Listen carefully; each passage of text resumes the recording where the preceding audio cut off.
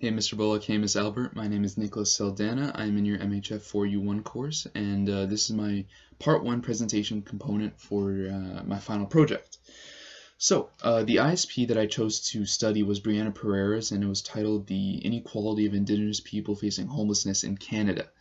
The way I decided to tackle this, or my plan of action, was to decide what the contributing factors of homelessness were amongst the Indigenous community in Canada, and by solving those issues on an individual basis, it would help the overall issue of to curb homelessness in amongst Indigenous people in Canada. I came up with 5, and I'll just run through them really quick. Number 1 would be the past traumas faced by the Indigenous people in Canada. I'm talking about here residential schools and the cultural genocide that happened in the 1960s through the 1990s.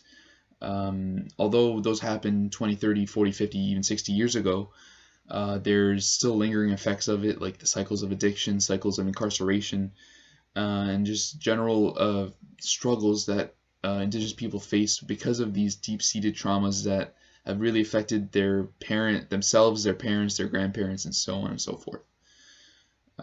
Number 2, I have unreliable and ineffective healthcare. So at first I didn't really understand the bridge towards healthcare and homelessness, but then I realized that most of the people who experience homelessness are those who also have outstanding medical conditions. Maybe it's mental illness, maybe it's a physical illness that prevents them from providing for themselves and obtaining a house. So unfortunately, this is an issue because Indigenous people are faced with challenges of healthcare in and of itself, outside of the poverty and mental illness and physical illness aspect. An example of this was Joyce Echaquan. In September 2020, she went to Facebook Live to show that she wasn't getting the proper medical attention needed. So it's clear that Indigenous healthcare has to be looked at and will be a contributing factor of homelessness. For number 3, I have Indigenous land claims. So the Canadian government has been known to kind of roll over the Indigenous people to try to get what they want. So if maybe it's a natural gas pipeline, maybe it's more golf courses like the Oka crisis of 1990. Either way, it's displacing these Indigenous people who have lived on this land for hundreds and hundreds of years, more than earlier than when we colonizers came to Canada.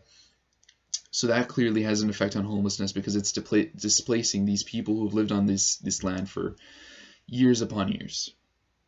Number 4, I have Indigenous shelter or Indigenous reserves with a lack of proper infrastructure and water. So it's a right for Canadians like yourself or myself to have access to clean water and access to livable, affordable housing. Unfortunately, this isn't the case for Indigenous people in Canada. Water has been many reserves have been under boil advisories for their water because of the poor infrastructure around their water system, and the infrastructure in general of their living conditions is very, very poor. This has led to, of course, many people trying to maybe leave the reserves and try their luck elsewhere, try their luck in a big city, and they end up having trouble integrating with society and end up homeless. So strengthening these aspects of Indigenous living would certainly curb the homelessness problem. For my 5th and final points of homelessness, a contributing factor of homelessness, I have poverty. And unfortunately, poverty is kind of a prevailing issue that kind of goes across all 5 of them. Poverty isn't really a one-step fix for Indigenous people in Canada, but if the Canadian government can step in and help, try to rehabilitate these people and get them in working conditions, it'd be better for all 5 of these problems, because if someone lives in poverty, it would be hard to give them access to health care, give them help for their past trauma. So yeah, those are my 5 points.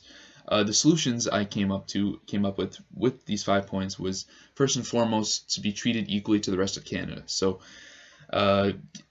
yourself and myself, we are able to go to our sink and grab a bottle of clean water, or we could go to the hospital if we dislocate our shoulder and get it popped back in, no problem. Fortunately, this isn't the result.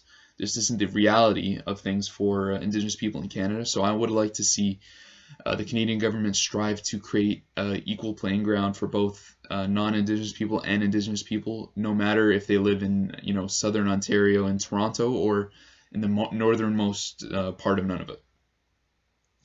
The plan that I really enjoyed from Brianna Pereira's ISP was her idea of a kind of a one-stop shop for homeless Indigenous people, and she dubbed it the Turtle Island Homeless Shelter.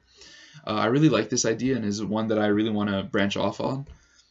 Her idea was to have kind of a shelter, like a shelter, where there would be doctors, there would be therapists, there would be employment counselors, there would be self-defense artists, all of these things that help deal with their past trauma, which would be the psychiatrists and the doctors. The healthcare, the doctors is number one points for having in that shelter, because that way they can seek safety, and they can seek to solve their problems which they're having. That is one of the biggest measures that I think would be able to put in place to help with these, to help the overall aspect of homelessness, and individually help each of the contributing factors of homelessness, being past trauma, healthcare, land claims, reserve conditions, and poverty. So that's my presentation aspect. I hope you enjoyed it, and I hope you enjoy the rest of my final project. Thanks for watching.